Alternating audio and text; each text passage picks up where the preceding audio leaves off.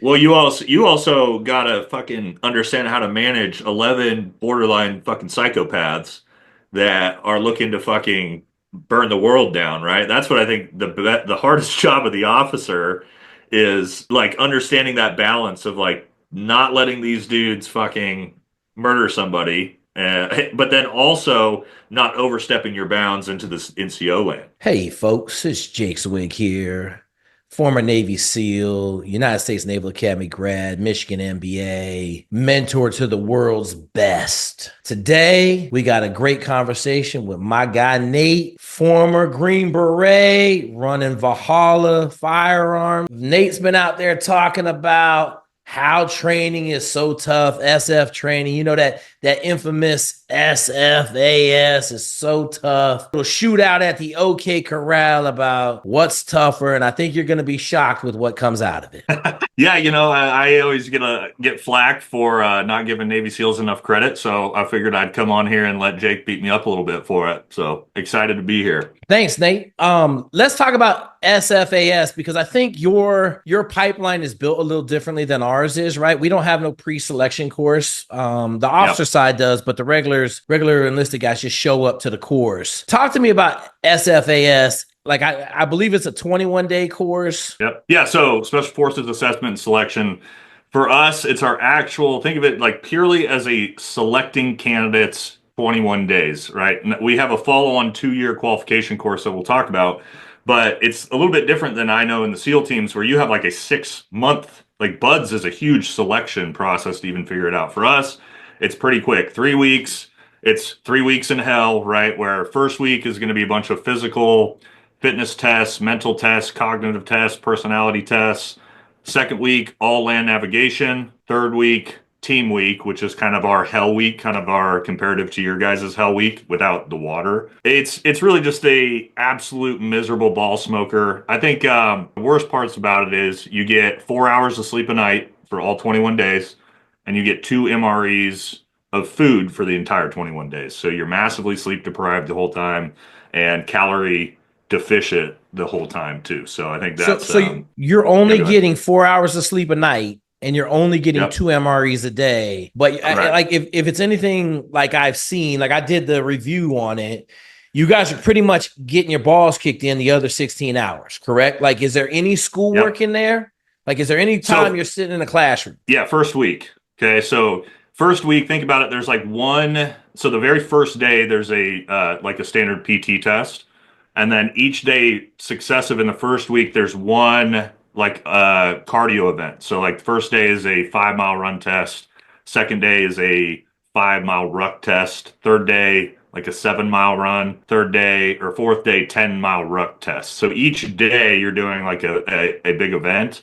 But that's the Okay. first week. First week is like the least amount of physical exertion. But yeah, from the time you step in, you go to bed at midnight and you wake up at 4 a.m. every single day for the 21 days. And I think, I mean, like SEAL training, that was one of the things that I thought was like, man, I got back to my room at 6:30 from Chow.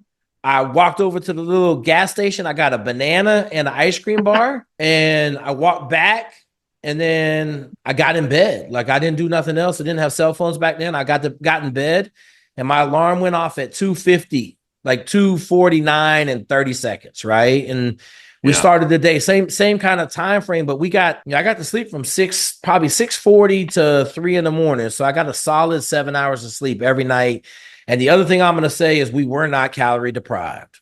Like there Yeah. was never a time in SEAL training where I was hungry, but there was a lot of times in first phase, like when you had those pool evolutions, I wouldn't eat breakfast. Yeah. And so I'd have my Yeah. my pockets stuffed with like Snickers bars and stuff like that.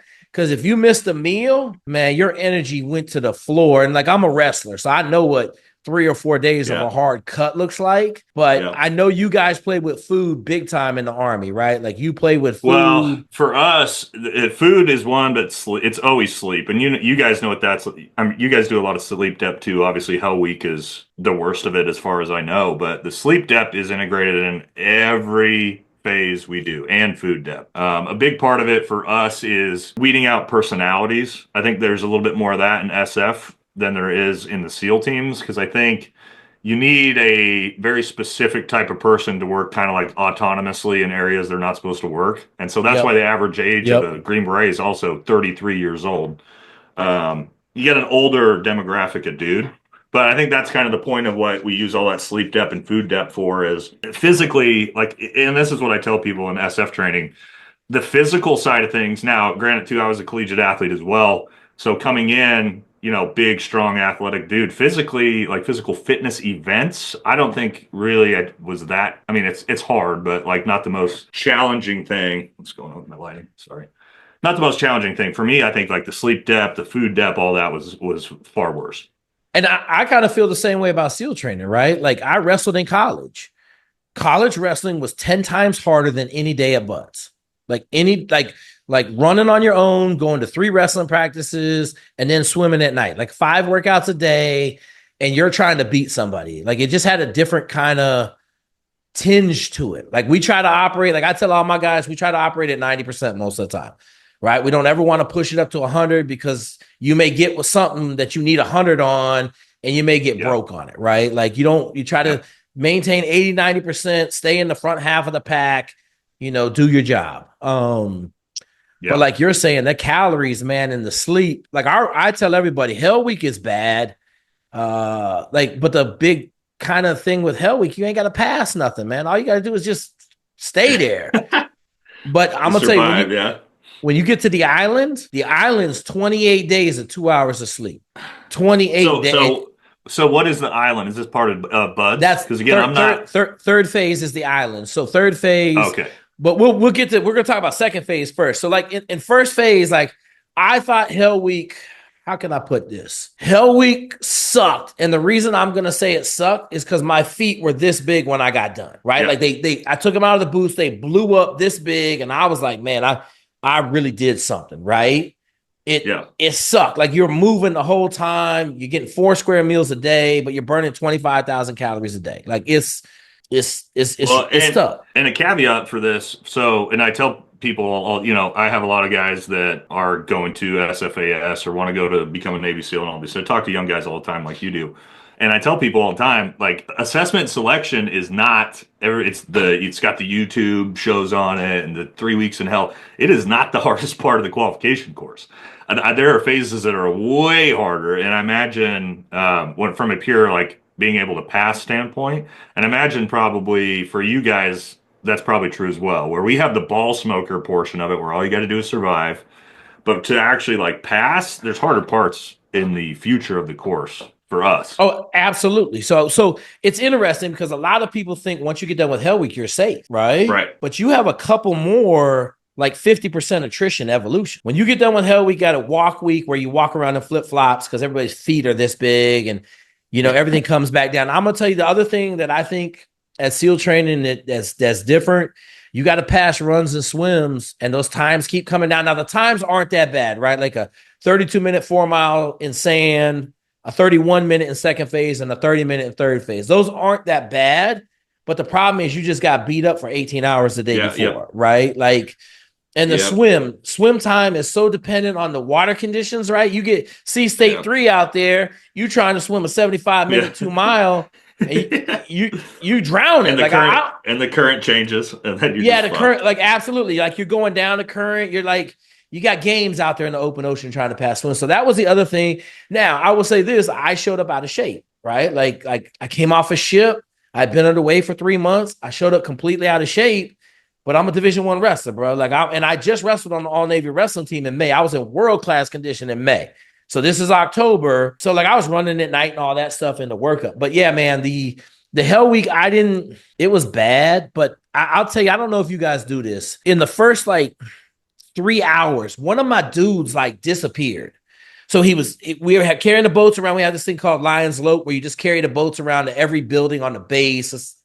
And I was like, man, I said, what's wrong with him? They're like, we don't know, man. He ain't said nothing for the last hour. So I was just like, all right, whatever. So we were towards the end of Lion's Lope. He's like, guys, I just woke up. I'm like, what? Oh my God. He's like, yeah, man, I just closed my eyes. I've been asleep this whole time. I'm like, let me try that. So I got in the middle of the boat, right? And I just closed my eyes, man. I woke up like 3 hours later. And so I was like, yo, dudes, like, so we rotated sleeping. And it was weird because like you could give that dude commands and he would do them. The only thing you couldn't do asleep is paddle the boat. They will fall if you try to sleep when you're a paddle, you'd fall out, right? Like so, we put somebody in the middle of the boat because you had to paddle. Like we paddled like I think it's like 25 miles during Hell Week, and so that kind of helped a little bit as far as the sleepiness went. All right, yeah, we had there was definitely times like that, and for us.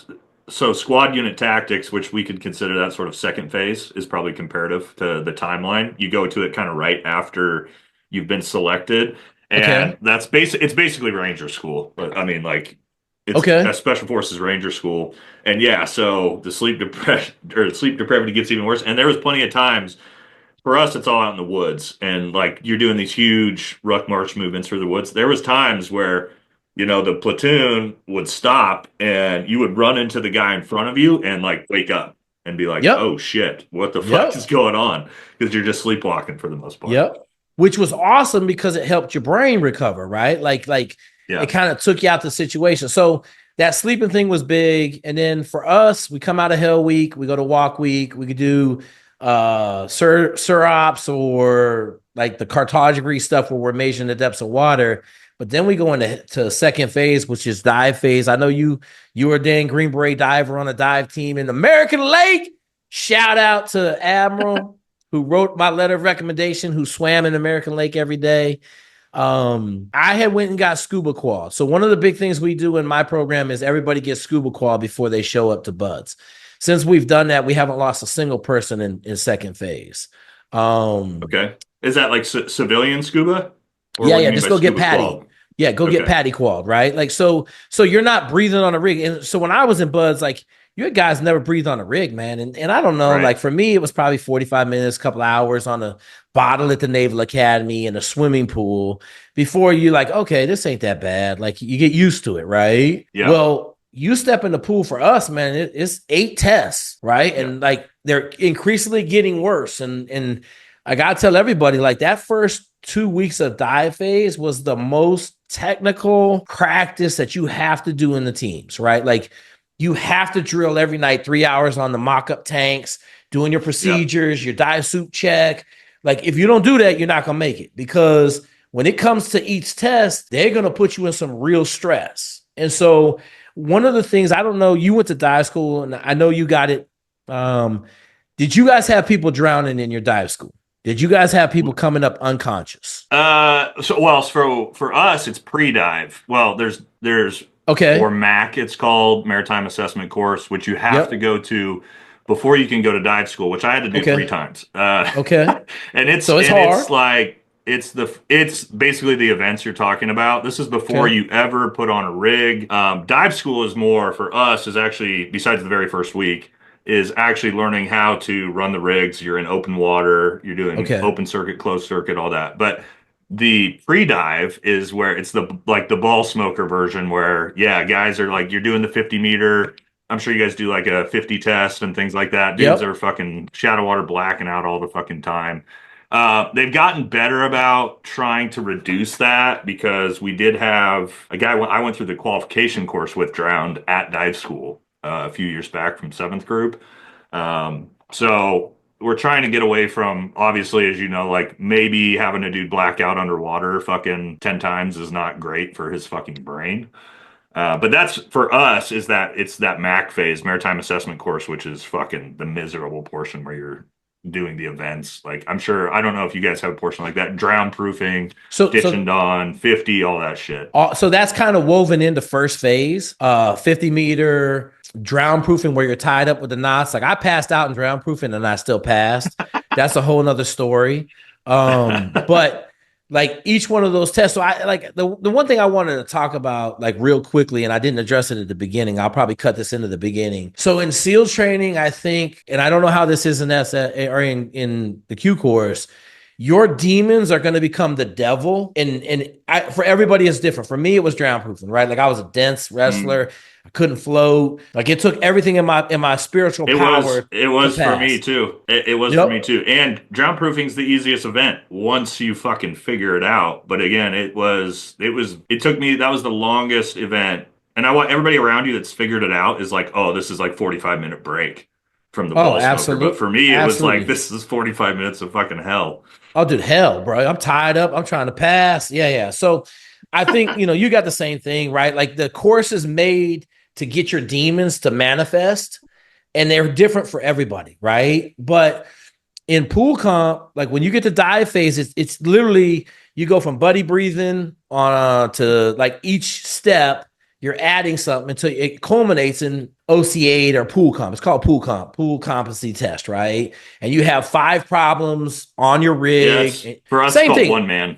Yeah, Yeah. It's the end of all the of it, first week of dive school. and it's all the same, right? Like we're all on the same dive curriculum because we made the dive curriculum, and everybody Yeah. does our dive curriculum. Same in Air Force, same dive curriculum, Army, same Yeah. dive curriculum, right? So I remember, and we had 2 kids, so we're in second phase now. Maybe about this time, maybe a couple weeks later, there was 2 kids in the class behind us that died. One kid Wow. aspirated on his own vomit. The other kid was underwater for 8 seconds. They both drowned. Okay. So, but we really hadn't seen, like, I'd seen some people pass out in the 50 and stuff like that. They'd come up, they slap the shit Yeah. out of them on the pool deck. Right. They'd wake up. Right. When we got to pool comp, I passed the first time. Okay. Like I had been drilling like I was wrestling 8 hours on Saturdays since I had been living over there. And so I just kind of relaxed, did my stuff, and then I broke the hose on the last one, was breathing straight off the regulator that was free flowing. And they came down and tapped me. I said, oh man, I failed, man. Sure, I'm gonna do this again. And he came up and he was like, Zweig, pass. And I was like, oh. But not a split second later, I heard cold blue, cold blue. And I looked Oh, over wow. and a dude was blue. And the instructors had him in the armpits. They were swimming by me. They told the whole class, turn around. Well, I'm the class officer, Wow. so I go first. I'm the first dude for everything. So I had a whole day of watching. Like I told everybody, we probably had 40 people come out unconscious, and we probably had over the 3 days that we were doing this, 15 CPRs. Wow. Where I saw guys getting breaths and like, because they start with the slaps. That's what they would always start with, Yeah. and then you'd be like, oh my god, a couple dudes took ambulance rides. So Yeah. like for us, that's another 50% evolution. Like you show up with 48 dudes, and the third week is dragger.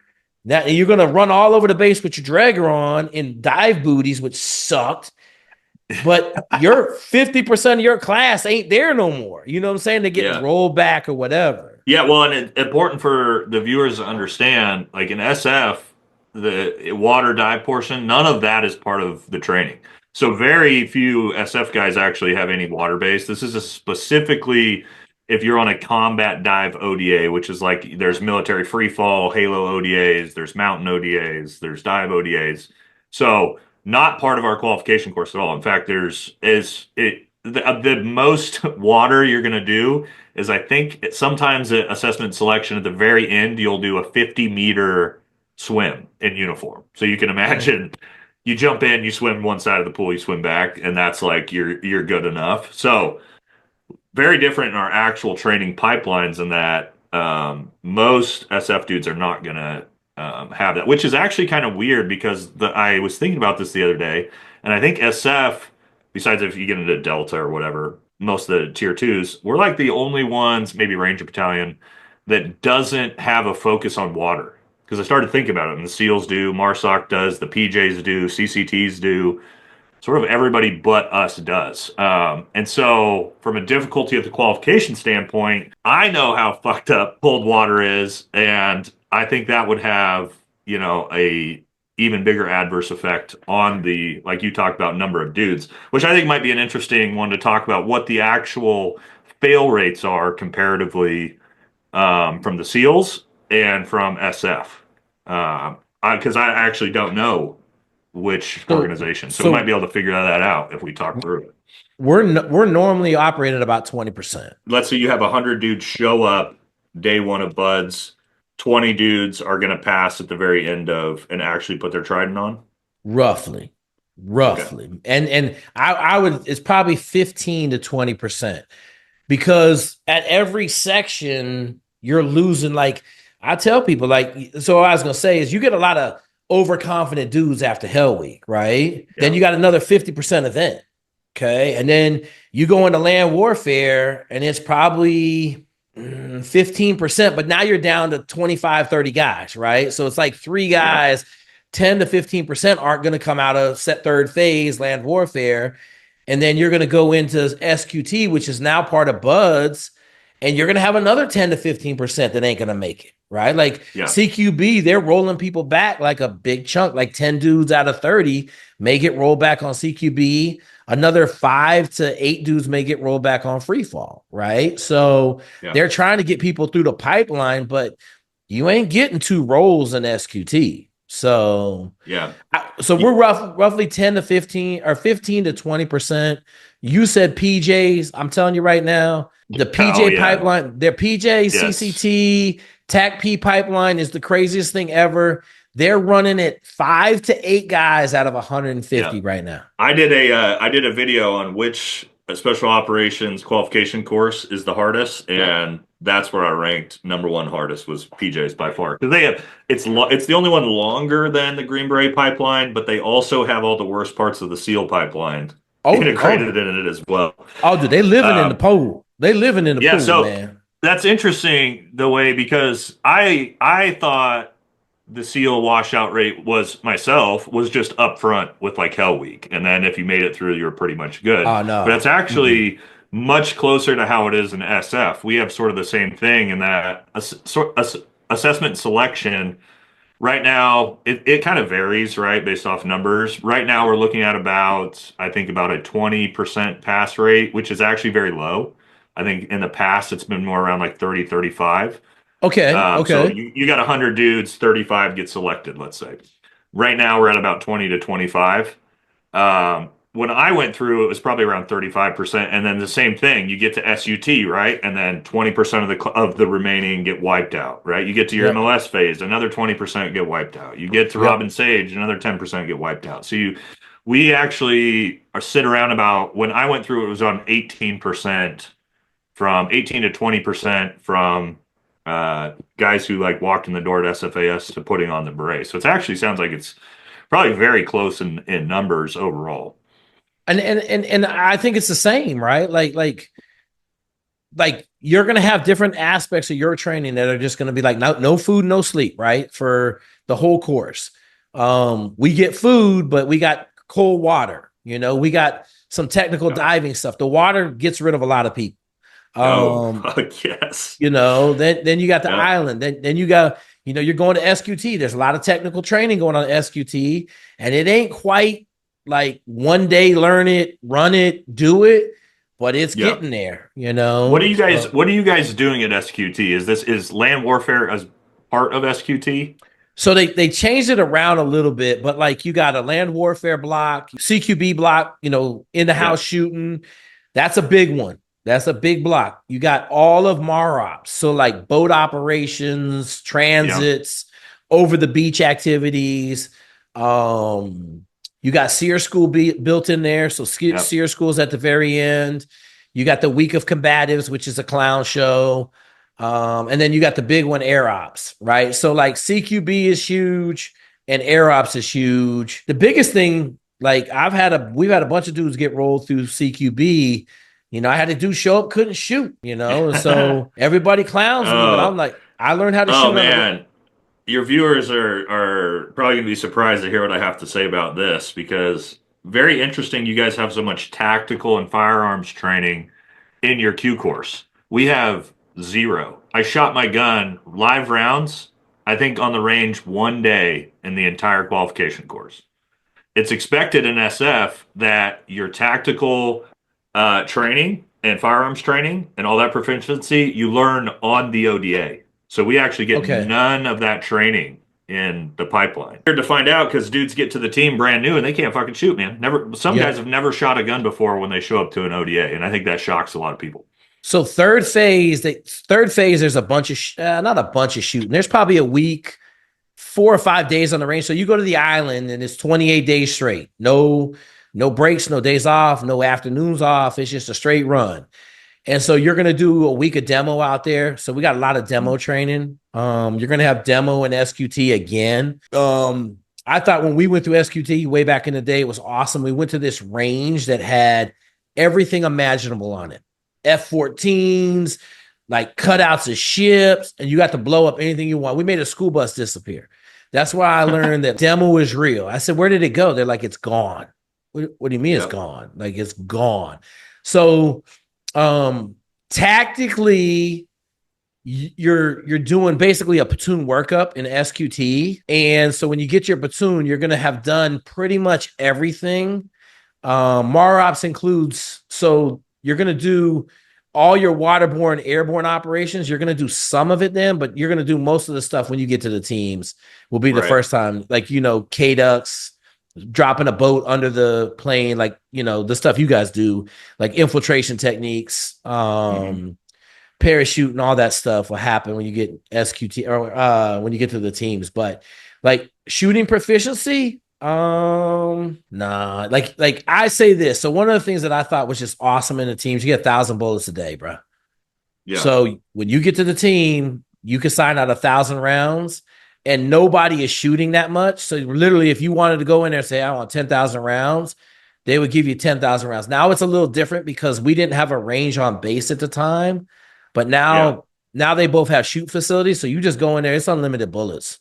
So yeah, wow. That's cool. We don't have that even on the teams. Like we do have ranges on our own compounds, and you can set up team training and kind of go out whenever you want. But for us, the Green Beret scope, we have so many jobs that go beyond, like, it's kind of the jack of all trades, master of none type of thing. So for me, in my primary MOS, I was Special Forces Communication Sergeant. So I man all the computer systems, the radios, SATCOM, all that shit. That's one proficiency on top of the Green Beret proficiency of, I don't have 60 motherfucking US dudes on the ground. I've got 12 dudes, and I'm also running elements. So I'm also the element leader on the ground during combat. So I'm coordinating with the aircraft, with the GFC. I'm running my commando team leaders. I gotta be proficient on my commo because it's my personal job. I also have to know how to do demo because I might not have an 18 Charlie with me on my element.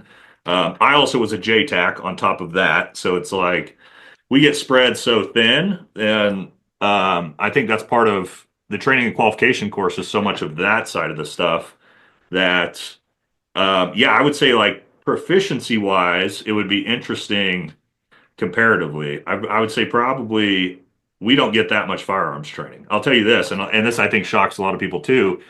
Now that I'm retired and I have firearms instructor business, and I have been under sort of the mentorship of a couple of regionally renowned shooters, pistol shooters, things like that, I am 10 times better with a weapon system as a civilian than I was as a Green Beret because we just don't get that much training. And I'll say this, the one thing in the SEAL teams, like, so we have before you go to CQB, you have 3 weeks of shooting, like 4,000 rounds a day. Okay. It's a metric ton. One day, man, we were out there and some dude came out with a machine gun 911. That's what I thought it was. I was like, yo, like, you're at the range and you're hearing nines and, we were transitioning to 9mm MP5s. And so, like, it was like, pew, pew, pew, pew, pew, pew.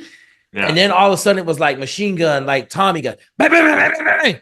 You're like, that's weird. You kind of look down and I didn't see nobody out of place, right? Like, and so then, like, they stopped training, man, and Jerry Micklick was there. So, like, for y'all that don't know, Jerry Micklick's like the fastest gun in the world. Google him, like, and he had this pimped out 911 with a red dot on top of it, and he was doing like 5 rounds in like 2.9 seconds, whatever it was. Like, we were like, 10 yards away, all in, and so he went down the row and he watched you shoot a couple rounds. He'd be like, you need to do this. Yeah. And so he came to me and he said, hey, man, like, make sure your gun is going down the V of your hand. Well, I got little hands. And so, like, if I move my hand I couldn't get my finger where I wanted it. I couldn't do it. And so I tried, and like I just couldn't hold the gun well enough. I didn't like it, right? And I had shot a lot of pistols. I got a P85 when I was 16. I had a ton of rounds through that. And so he was like, okay, listen, don't worry about your grip. Poke a hole in the paper. He's like, all right. So I poke a hole in the paper. He's like, shoot at that hole now. And my groups went from, like solid group at 10 yards to I was putting in like the course of the next 3 days, I was putting like 20 rounds through the same hole. Yeah. And if I had an MPA5, I could get like 30 rounds before it would start creeping. And then he's like, yeah. And so like, I thought that was one of the best things that we did. We always bringing in outside dudes. Like that some guy would just show up and be like, and I had my chief was dev group for 14 years, right? And he could shoot. But I tell people, like in my platoon, there was 3 dudes that couldn't hit the broadside of the barn. My dude, shout out to Beaver, the medic, like, but no one cared because they're like, he gonna patch you up. So I know we're at 3 yards and he not hitting the silhouette, but yeah. So for training standpoint, like, and the other thing is now, like I talked about the young man I had get rolled out of CQB because he couldn't shoot. So I tell everybody, man, like if you got limitations, you got to fix them. So we use the Crossman 177 BB gun. That's the M4. And we set up a cardboard trap in your backyard and shoot it 20 yards. And I want 4 hours a day. Everybody's like, well, you need to shoot real. I'm like, look, bro, I've been doing this a long time, man. I learned how to shoot on a BB gun. Okay. If you're in California, you can't go to the range. Ain't no ranges. You ain't got, like dude can get 200-300 rounds in 4 hours on a BB gun. So, but that's interesting that you guys don't have any of that. So let me ask you this. So we do, Jake, and it's kind of like, so for us, it's outside of our main pipeline, right? So like dive school outside of the main pipeline, free fall school outside of the main pipeline, JTAC school outside of the main pipeline. So we do have really high level shooting courses in a course called Sephardic and another one we do called Cephalic. But again, that's after you graduated, you're on the teams. And if you're going to go to those schools, we actually have, I would say it's kind of like that intermittent between, it's not Delta, it's not DevGru, but we have CRIF companies, or it used to be called, to where like those dudes are hyper focused on DA. It's a whole company and that's all they do. So if you're gonna take those shooting schools, usually you're gonna end up in one of those companies, right? Yeah, in the SIF company. So I mean, we just talked about 40 minutes on this pipeline, and I think we kind of came to the conclusion that the graduation rate is basically the same, right? Different animals. Like I tell everybody, if you can't swim, don't come over and play in the Navy SEALs. Okay, go to the Army. 100%. But the crutch is still going to be the same. You don't get no food over there. You get food with us, but you got to get in the water. You don't get no sleep over there, but you're going to get 7 hours for most of the time. I'll tell you this. So normally Thursdays was a night day. And so you'd go to dinner and you'd come back and have like a 4 or 5 hour night evolution. Dude, you'd be a zombie on Friday operating on no sleep. And they're just getting you ready. This is like hell, first phase, getting you ready for Hell Week. But when you had them double dive days in dive training, because you're going to come back and do all your gear, right? Like you got to get all your stuff prepped for the morning dive and all that stuff. You'd be like, golly, man. So now, I think it's just when you guys are in those phases, are you going back to your apartment, to your hotel, or not your hotel, your apartment, your barracks, or are you? Once you're in that training, you're specifically, because for us, we go out, we have an entire training compound, Camp McCall it's called, where you get on buses, you fucking enter those gates, and you don't come back out until the course is over. Is that like how it is for you guys, or are you guys coming back? So we live in 618, which is a barracks. It's been there for, I don't know how long. Used to be the best place in the world to live. So right before I got there, they cut down the Friday parties. So the Bush distributor would drop off 10 kegs every Friday afternoon. And this is during training? During training, bro. Because we have the weekends off. So you're done. When you get done Friday, normally, unless the instructors get drunk, they ain't going to show. Sometimes they show back up in the middle of the night and get everybody out of bed on Friday night. But for the most part, that only happened a couple times. But they used to drop beer off 10 kegs and dude, there'd be 500 women down there. Wow. But it got stopped.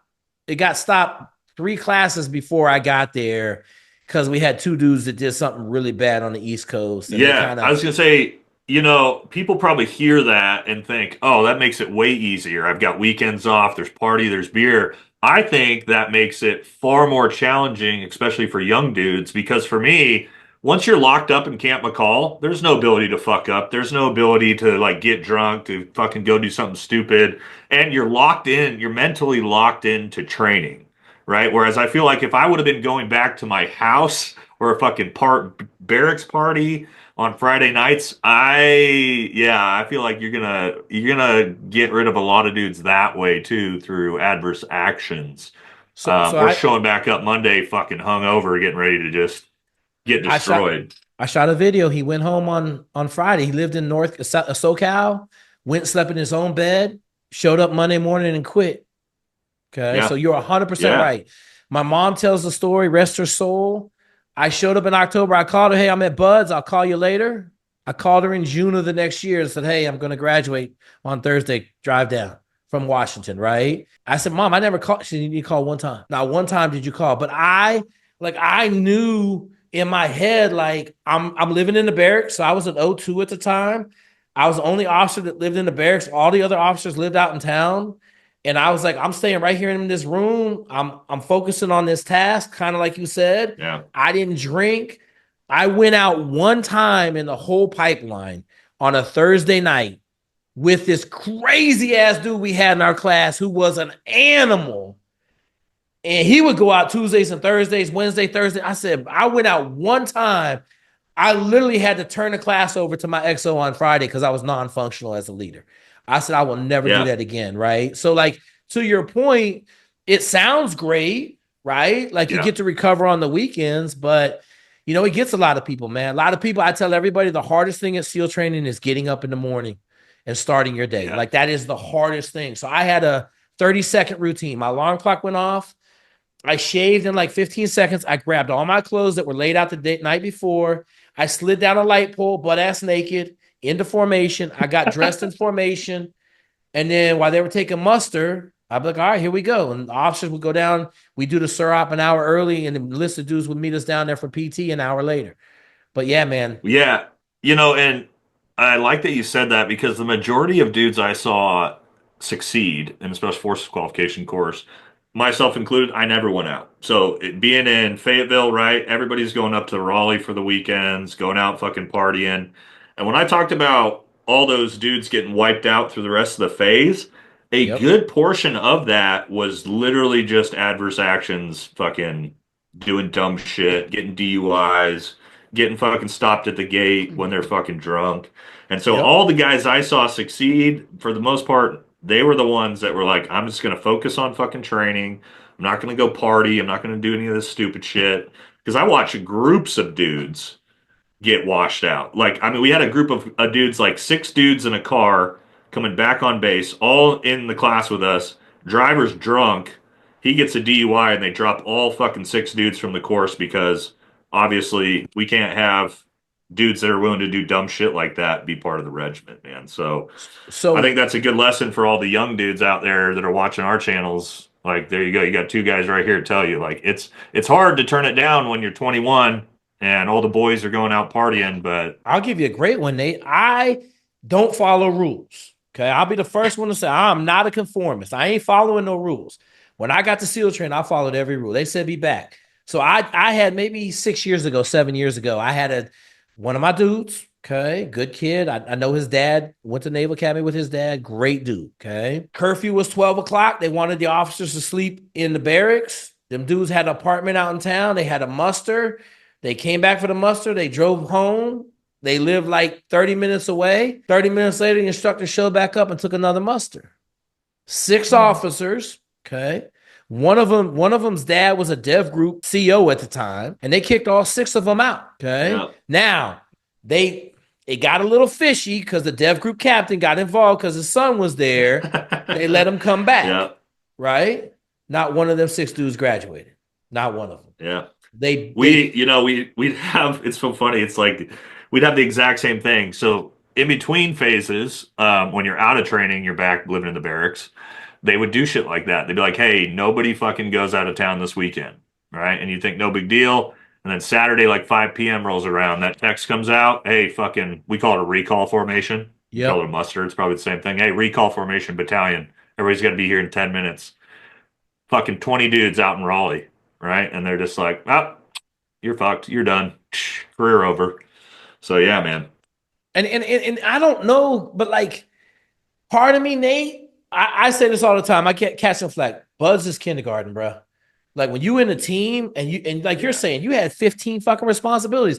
You know, Aaron Love from the One's Ready podcast, that dude. Like Mhm. I watched him work down here in San Antonio. He was teaching a PJ class. Like I got so much respect for him, man. I spent a day with those guys. It was incredible. He's responsible for 260 line items as a PJ.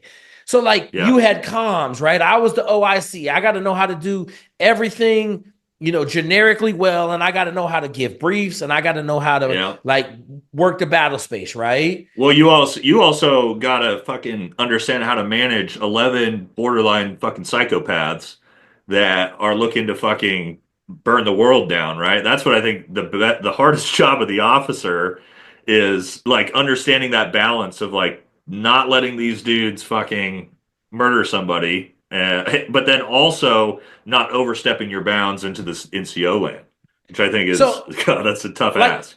like for us, it's 16 guys, right? Like I didn't think that was that bad. And I'll say this about the SEALs. When you get to the SEAL teams, they ain't playing no games, man. So like if you're not doing your job and you're not, you know, like executing, like they're gonna hem you up, you know. Yeah. So, and you got politics. Like I got fired as an AOIC because my OIC was a piece of trash, you know, and like it happens, right? Good dudes get fired. I know a dude that was Sailor of the Year 2 years in a row and got fired. So there's some politics at play, but like the games, like when you get in the teams, there's 16 dudes, you got 12, right? Like really it's two teams of 8 and you're doing a lot of shit in a group of 8 or a group of 4, you know, and you're like, man, like it's just so much stuff. But like you're saying, the PJ's just like you talk about line items having to be able to do it. But like if you can't do it in training, if you can't be there when they tell you to be there, you got no chance, man. You Yeah. know? Well, and I think it's great that you said that because it's the same in our organization. Like the Q course really is there to teach you like basic skills and for them to figure out if you are the type of person that should be a Green Beret. Then you get sent off to the team to actually learn how to do your fucking job. And it's like, dude, trial by fire, man. There is no, like, now retention is really bad, so it's a little bit. But when I was on the teams, man, I watched two dudes get. I came to a new team. Two dudes that were young dudes came around the same time as me, gone within a month, and it was just like, holy fuck, man. I, Like you can make some mistakes. Don't make the same mistake twice. Fucking shut the fuck up. Listen to everything. Absorb everything. Right, Roger Sargent. Because, and I don't know how it is for you guys. Just because you get to the teams doesn't mean like you're good to go. Like there is oh a high no, washout rate for dudes no. off the teams, which I imagine it's probably the same for you guys. I would say this: I don't think we have a high washout rate for new. Like, Or I let me kind of say mean this: like, hey, your shit's in the hallway because you aren't fucking up we to have a snuff. high washout rate. Like they've kind of brought it more professional now. But when I was there, we had DUIs all the time, right? No. Like Yeah. DUIs are sending you home after 3, right? Like we had a guy that got a DUI on a bicycle. His 9th DUI got kicked out. Yeah. Okay. But I saw a new guy. I don't know if he had his trident yet. Got caught carrying a ceramic knife through airport security once. They talked to me because I'm not gonna say like they had me talk to him. Okay. I said, what are you doing, bud? He said, oh man. So he got caught again. Okay. So the Master Chief told him, if you get caught with this ceramic knife going through security again, you are Yeah. gone. And this idiot did it again. Okay. And you're like, bro, like you just killed yourself for 2 years to get here. What are you doing? But Yeah. you have a little bit of that. I don't think it's as bad like with the new guys. I'll tell you this one. Like I heard this story a little while ago. 140-pound dude kind of bebopping his way. Chief said, hey, you better start lifting weights. He's like, I got it. Showed up one day. They had like 4 dudes on the ground, full kit. He said, get them to the grinder. Carry Yeah. all 3 of these guys to the grinder right now. Get them to the grinder. He couldn't. So we have on the back of all our gear, we have a handle. Do you have a handle on the back of your gear for buddy Yep. toe? Yep. couldn't pull nobody out of the room on Oh, linoleum. Okay. yeah, So that's then bad. he tried to pick him up, couldn't pick him up. Okay. Chief had a board downstairs, the Chief's mess. Boom. Everybody sitting at the table, roll from this test right to that board, gone out of the community. Now, I haven't heard a lot of those, Yeah, but right, like that happens. If there's a massive deficiency and they tell you to fix it and you don't work on it, deuces, The yeah, community is very unforgiving. I think we both kind of come to the conclusion that it's apples and oranges, and the graduation rate is kind of the same kind of problems. I say we're in America, bro. Like Green Berets, everyone want who's better, right? I'm like, yeah, yeah. bro, it don't matter who shows up in your backyard. If they're gonna kill you, you're dead, right? Like Yeah. you send a Green Beret detachment, you send a Ranger group, you send a SEAL team. The result's gonna be the same. Like we're gonna get it done. You're gonna end up dead. Yeah. So Yeah, and it's one of those things, people give me a lot of flack because I do some comparison videos, but you're 100% right. Like if any US soft team is showing up at your door, you're about to have a bad time. Like there's no doubt about that. And we all have different mission sets. This is the biggest thing about it too. I think the problem too was the global war on terror gave us all sort of the same mission set. So it's just yep, like, hey, your Navy SEALs, your Ranger Battalion, your Green Berets, your Delta, you're doing direct action. Go yep, fucking to the Middle East and do direct action. And now that's what's kind of conflated all these things together where we can look at it. But like as Green Berets, we're really not supposed to be doing that much direct action to begin with. We're supposed to be doing unconventional warfare and using guerrilla warfare and subversion and all these things. But what we were doing, door kicking, just like everybody else. So and I think a lot of respect for the SEAL pipeline just because of the water, man. And like you said, we call water the great equalizer because, man, it doesn't matter. How fucking tough you think you are, how you could be a UFC fucking champion. I dump you in the water, man, and within an hour, you're gonna have guys on the gunnel. Just nope, I'm fucking done, right? So that side of things, I'm not sure I could have made it through Navy SEAL training. It took me a lot of workup to be able to do any of the dive fucking events. So if I would have just been like, welcome to the fucking pipeline, get your ass out in the surf, yeah, I don't know, man. And see, I grew up in a swimming pool, man. Like our community college is a quarter. So all summer, man, we'd be like, hey, let's go to the pool tomorrow. I'd be like, all right, meet you there at 8. It opened at 8. 16 of us would be there with our quarter, give them a quarter. We'd be in the pool for 4 hours. We'd ride over to Andy's house, which is about maybe 600, 800 yards from the pool. We'd murder his kitchen and we'd go back for the afternoon session with our little stamp on our hand. We'd be in the pool like 6 hours a day in the summer, like probably twice a week, Yeah. maybe once a week. Well, So and there's that too. I had one of my teammates was a collegiate swimmer. We dived together, and dude, it was like he was having a great time, man. He was like, "Oh, this is awesome," and I'm like, "I'm struggling to survive." He's doing the 50, and like, he was like 6'6" too, so like 3 strokes and like coming up, like, "Oh yeah, it's great, no big deal." But for hey, us, it's the big part of it that gets guys in the reverse of that is all the stuff we do in the woods and at night, and so it's like a lot of sort of guys from urban areas really struggle in the qualification course because it's like, man, you get dropped off in the middle of fucking woods and it's pitch black out. That's kind of an equalizer too. But for me, like my dad was a Green Beret. We grew up hunting, fishing, camping, doing all this stuff in the woods. I could already do land navigation before I ever got to SFAS. So for me, that was kind of like that same advantage you had coming into the SEAL pipeline. I sort of had that in the SF pipeline as well. did you use your compass a lot? Do you use the compass a lot in the woods? I mean, at night you sort of have to, in some sense, right? You can't terrain associate, but once you get good at land nav, man, it's mostly terrain association. If you want to make time, right? Like if you're Yeah, yeah, trying yeah. to, like if you want to go to Delta Force selection, I mean that's a different video on itself, but that's a fucking, it's one big land navigation course. That's which is kind of crazy. They've decided is like we can determine if you are the caliber to be a Delta officer strictly by a land navigation course. But man, you don't got fucking time to because it's timed, right? You got to make these huge movements in time, and like you don't have time to sit here and fucking dead reckoning on your compass. Like you're not doing almost any of And, that. It's almost eyes up, check the map. What am I seeing? All right, I'm going. and it's the easiest land nav environment in the world. It's the Oh, hardest movement environment, but the easiest yeah, land yeah, nav environment because yeah, like it's so mountainous. Like you yeah, know man. exactly where you are at all times. You know. Now my guy Yeah, that made but it to the last day, yeah, he said by far Marine Corps dude, he said it was the worst. Like it was the hardest thing he had ever done times 50. yeah, You know. yeah. But then you hear somebody like I, Shrek talk about it, say it was easy. yeah, I've got four former teammates that are over there right now.